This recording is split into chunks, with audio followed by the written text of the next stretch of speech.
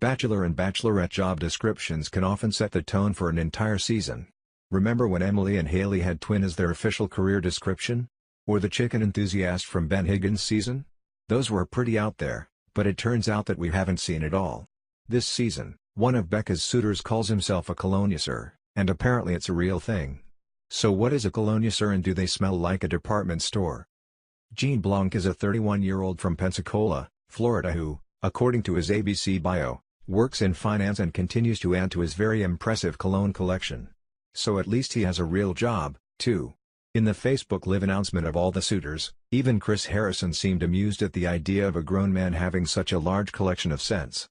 He is a colognoisseur, which means he loves cologne. I don't know if any woman loves to hear that. I don't know. I guess I'll leave that up to Becca to decide, but he is like 250 bottles of cologne, our trusty host explained. This could either be an interesting hobby, fragrances are kind of cool, right? Or it means that he smells like a prepubescent kid who just learned about Old Spice. We'll have to wait and see what Becca thinks. At least he looks like they're getting along in the premiere, as you can see below. Gene Blanc is actually an interesting character, all sense aside. His bio also says that he recently moved to Florida, but was born in Haiti and then moved to Boston with his family when he was just 2 years old. He went to Duke University, which means he's smart, and has a master's degree in business administration. Before Florida, he was working as an engineer in Memphis, so he'll definitely have a lot to talk about on his one-on-one dates.